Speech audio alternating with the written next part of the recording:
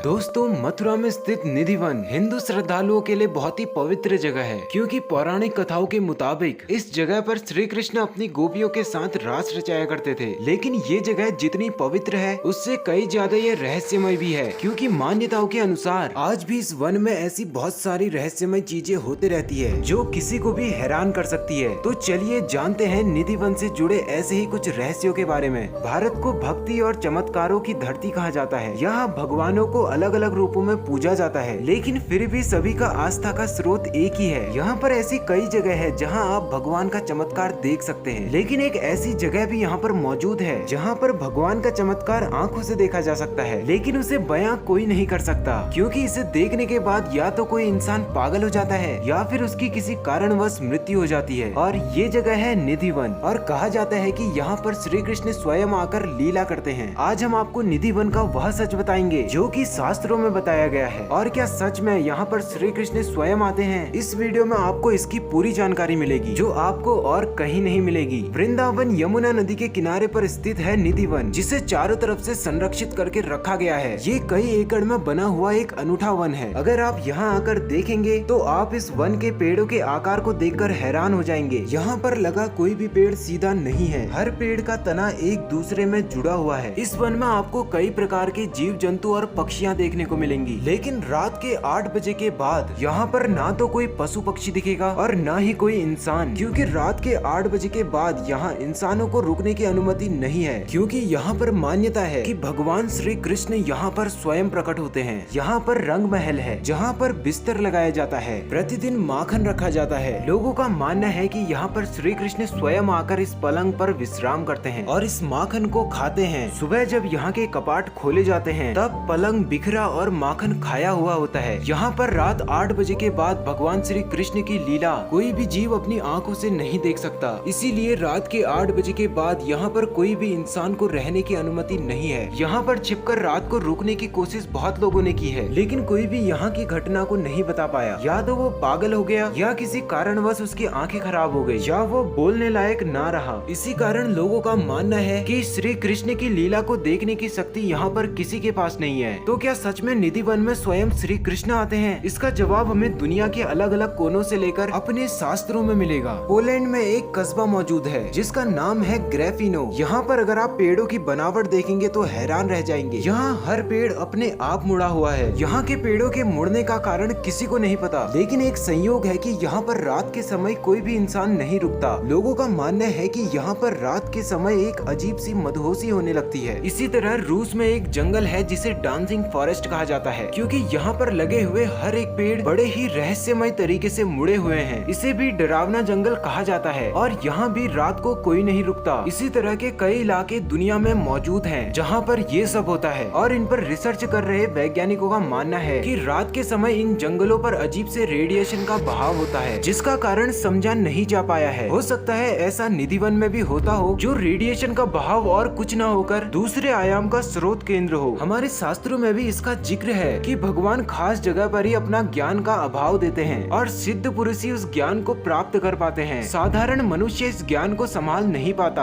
और यही ज्ञान का बहाव निधि वन में किसी भी इंसान को पागल कर सकता है। श्रीमद् भगवत गीता में भी श्री कृष्ण ने कहा है कि मैं भौतिक माया से बाहर हूँ, मैं तो हर कण में विराजमान हूँ। तो हम कह सकते हैं कि यहाँ श्री कृष्ण भौतिक रूप बनाकर नहीं आते, बल्कि वो ज्ञान का बहाव ऐसा एहसास देता है कि हम विराट रूप के ही पास हों। इस विशाल विशाल अनुभव को कोई भी साधारण मनुष्य अपने मस्तिष्क से नहीं संभाल पाता। यही निधि वन का वह सच है जो धरती के अलग अलग भागों पर भी मौजूद है। इसी कारण निधि वन में पेड़ पौधों को हाथ नहीं लगाया जाता। श्री कृष्ण की लीला तो अनंत आयाम है जिनके अंश का आभास यहाँ आता है, और हम इस तरह के नहीं हैं जो इनके आभास को महसूस कर सके और इसे समझ सके। वैसे आपको क्या लगता है कि निधि वन में श्री कृष्ण स्वयं आते हैं या ये सब प्रकृति का खेल है? अपने विचारों को मुझे कमेंट बॉक्स पे जरूर से बताना। आज की वीडियो में बस इतना ही, मिलते हैं फिर किसी दूसरी वीडियो पे। तब तक जिसने भी इस वीडियो को लाइक नहीं किया वो लाइक कर देना, और अपने इस प्यारे से चैनल को सब्सक्राइब और फॉलो करना ना भूलें, क्योंकि इस चैनल पर आपको ऐसे ही अनसुनी और फैक्टेबल वीडियो देखने को मिलते रहेगी।